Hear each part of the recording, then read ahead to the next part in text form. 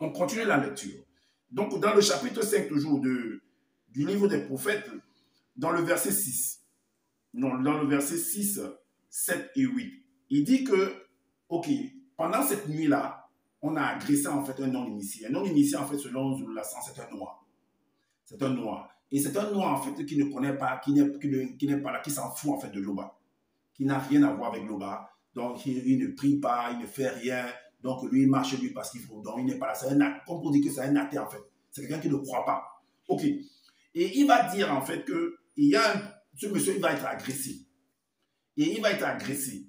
Et maintenant, dans cette agression, dans la nuit, là, il va être agressé. Je ne sais pas dans quel coin, dans quel quartier il va être agressé. Il n'a pas précisé. Alors, donc, et puis, certaines personnes vont passer près de ce monsieur, ne vont pas en fait s'arrêter. Mais il y a soi-disant un kakéa, on va lire à partir du verset 6. Il dit, mais un homme samaritain, initié, expert dans l'art du combat spirituel qui passait lui aussi par là, fut ému de compassion lorsqu'il le vit. C'est ce qu'il dit. Lorsqu'il le vit. Et la suite dit quoi? Après les avoir écrasés, donc lorsqu'il le vit, il s'approcha, il arracha dans les broussailles des plantes connues des initiés. C'est dans la nuit, hein? Dans la nuit. Ok, après les avoir écrasés, il se mit à soigner les plaies de l'homme non initié avec. Ok. Donc voilà un initié expert dans le combat qui a vu ce monsieur, il s'est arrêté. Ok. Vous là, si vous passez dans un coin où il y a une personne qui est couchée dans la nuit, près des broussailles, dans un quartier chaud, je ne sais pas si c'était un quartier chaud ou pas, mais qui a été agressé, vous allez vous arrêter, vous là. Vous allez vous arrêter dans la nuit. Vous avez le courage de vous arrêter là. Ok. On veut écrire des choses que vous ne pouvez pas faire réellement. Ok, dans Proverbe, qu'est-ce que je voulais écrire dans Proverbe chapitre 22 au verset 3. Proverbe 22 au verset 3. Qu'est-ce que je voulais écrire? 22 au verset 3. Je voulais écrire que un homme prudent voit le venir le malheur, il se met à l'abri. Ok. Certainement, il n'a pas dit qu'un homme qui croit en l'Oba ou bien qui ne croit pas en l'Oba, mais un homme qui est prudent. Ça veut dire que même celui qui ne croit pas en l'Oba a quand même eu une éducation d'une manière ou d'une autre, a été certainement à l'école. Donc, ou alors il écoute les conseils, par exemple, dans le quartier, quand il cause et tout. Donc, il doit faire attention. Si c'est un homme du quartier, il doit savoir que ce quartier, en fait, cette rue où il passe là, dans la nuit, c'est une rue qui est dangereuse, en fait. Donc, il ne faut pas qu'il passe là-bas. Est-ce que vous comprenez? Un homme prudent voit venir le malheur et se met à l'abri. Ok, ça veut dire que cet homme n'était pas prudent en fait. Ok, oui. Le sage connu voit le danger et se cache. Les ignorants y foncent tête baissée et le païen et le paye cher. Est-ce que vous comprenez? Donc, c'était un ignorant. Alors, le monsieur là, l'initié là, non, lui qui partait passer là-bas, c'est parce qu'il était trop fort en fait. C'est ce que vous voulez nous faire comprendre. Donc, il ne pouvait pas être agressé. Ok.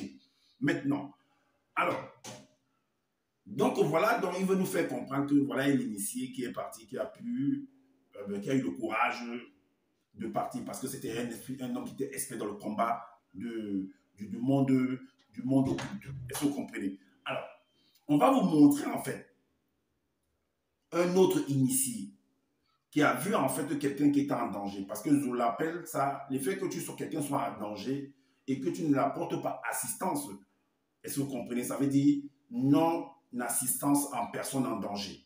Est-ce que vous comprenez? C'est non-assistance en personne en danger. Donc, il vient de nous prouver que, selon son écrit, selon son verset, qu'un initié a assisté une personne en danger. Ok. Mais sauf qu'en fait, toujours dans le même récit. Dans le même récit, donc on va vous montrer en fait quelque chose qu'on n'a pas pu vous énoncer. Dans le même récit. Donc, cet homme, en fait, va être agressé, en fait. Au verset 2 du chapitre 5 du livre des prophètes, il dit, cet homme non initié tomba pour son grand malheur au milieu d'un groupe de blancs et de sang mêlés. Brigands qui l'attaquèrent et le dépouillèrent. Après l'avoir voué de coups, ils s'en allaient le laissant à demi-mort. Donc, je vous l'ai dit que c'est les blancs et les sang mêlés qui étaient des brigands. Mais je ne sais pas s'il y a un pays en Afrique non pas en Afrique centrale, s'il y a des blancs et des sang mêlés qui agressent là-bas. S'il y a des blancs et des sang mêlés qui agressent dans des quartiers chauds, je ne sais pas. Dites-nous en commentaire si vous connaissez un quartier comme ça en Afrique centrale. qu'il y a des blancs et des sans mêlés qui sont des brigands, qui sont là pour agresser, qui sont des agresseurs en fait, des passants. Parce qu'il dit qu'ils sont des blancs. Toujours des blancs et des sans mêlés sont en train d'agresser des noirs, en Afrique centrale. C'est ce que Justin Tissaké. Je ne sais pas qu'est-ce qu'il a avec les blancs et les sans mêlés. Ok, donc c'était la précision, c'était ce qu'on a omis de vous montrer. Donc Justin Tissaké, il a un problème contre les blancs et les sans mêlés. Et dans son groupe, il y a les blancs et les sans mêlés là-dedans. Donc, il vous montre par là que tout le temps, il vous dit que vous les blancs des sans mêlés qui sont dans son groupe en Angola, vous êtes des bandits, vous êtes des brigands, vous êtes des gens qui sont de mauvaise foi en fait. Vous n'avez pas en fait un bon fond. C'est ce que Zouloula vous dit tous les jours. Ok, si vous avez décidé de le suivre, continuez à le suivre. Alors, donc, on va écouter la vidéo. Avant de continuer en fait notre allocution, on va écouter la vidéo pour comprendre ce que Zouloula lui-même est en train de dire. Est-ce que vous comprenez? On va écouter la vidéo. Vous allez voir ce que Zouloula dit. Après, nous allons vous montrer un initié en chef expert dans le combat qui ne va pas assister, qui va faire ce qu'on appelle non-assistance en personne en danger. Puisqu'il nous a dit qu'il y a un initié expert dans le combat qui allait assister ce monsieur. Et nous allons apporter également des éléments de réponse pour montrer que Justin Tissaké lui-même dans son groupe a toujours donné des exemples comme quoi, si quelqu'un vient frapper à votre porte, ne l'ouvrez pas. S'il n'est pas de votre congrégation, ne l'ouvrez pas. Si vous rencontrez, en fait, n'acceptez pas les non-initiés. Ne fréquentez pas les non-initiés. Vous n'avez rien à faire avec eux. Est-ce que vous comprenez? Justin Tissaké a dit ça. Ceux qui sont dans son groupe, qui ont été dans son groupe, le savent. Que Justin Tissaké a dit ça. Ok, on va écouter en fait ce qu'il dit dans la vidéo. On va écouter ce qu'il dit. Écoutons attentivement. Hein. On a mis un nom sur sa flamme, on vous dit ici. Il se trouva qu'un prêtre corrompu passait par là. Il y a point. Dans le livre mystérieux, on vous donne le nom de ce prêtre corrompu. Mais quand il vit l'homme non initié, le prêtre corrompu passa de l'autre côté de la route et s'éloigna dans les broussailles. Donc le prêtre corrompu, quand il a vu cet homme qu'on avait bien bastonné, il était dans un sale état. Il a remarqué, il a regardé, il aurait pu le secourir, mais il s'est éloigné. Non point par, on va dire, représailles, mais parce qu'il était corrompu. La compassion s'était retirée de lui. Il s'est éloigné. Il a fait comme s'il n'avait rien vu, comme si ça ne l'intéressait pas, comme si ce n'était pas ses affaires. Et dans certains pays, on appelle ça d'autres, on va dire non-assistance en personne en danger.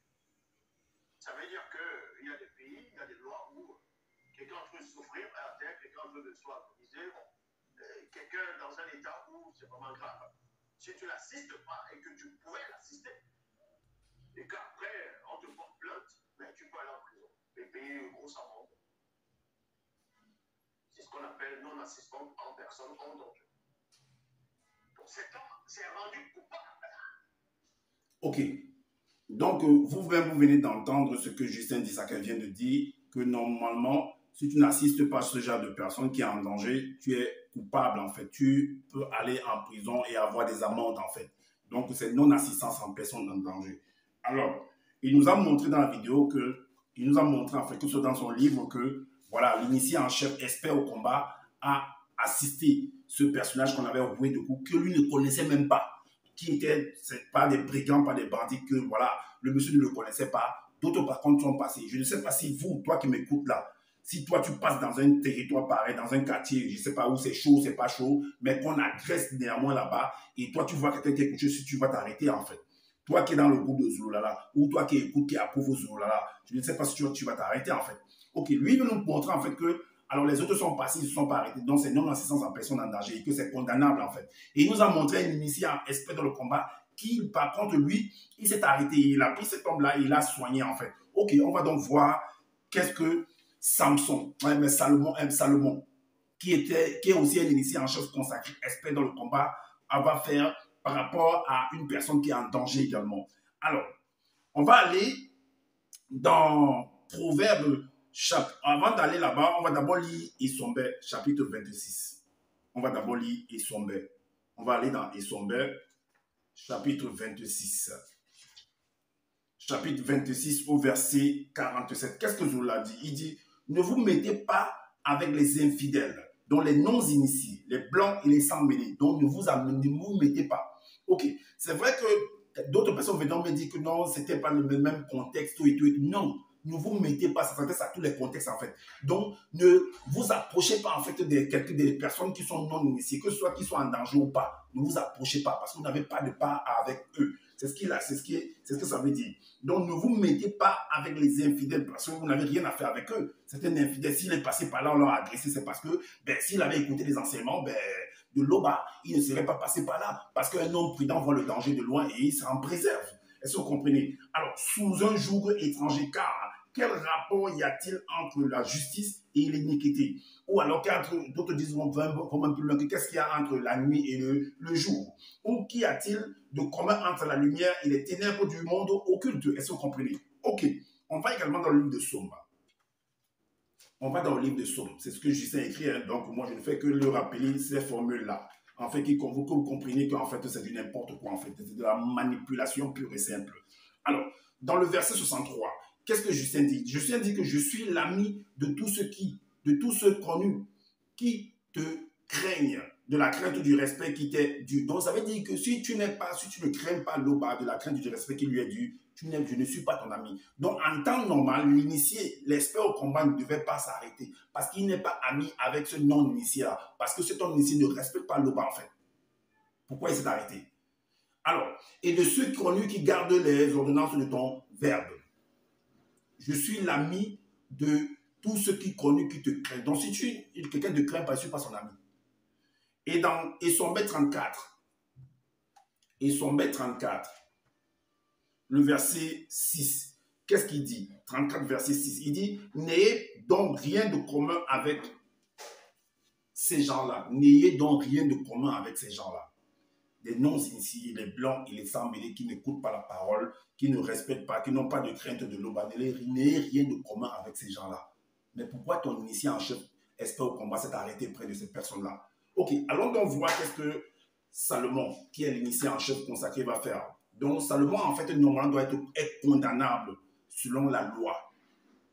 Salomon est condamnable, vous allez comprendre pourquoi. Dans Proverbe, chapitre 1, au verset 1, il est dit, Proverbe de Mon, qui est Salomon, fils mystérieux, fils initié de Tondor, puissant roi initié en chef consacré de Tombouanébila. Alors, qu'est-ce qu'il va faire, ce monsieur? Dans le chapitre 7, à partir du verset 6 à 8, voici ce qu'il va faire.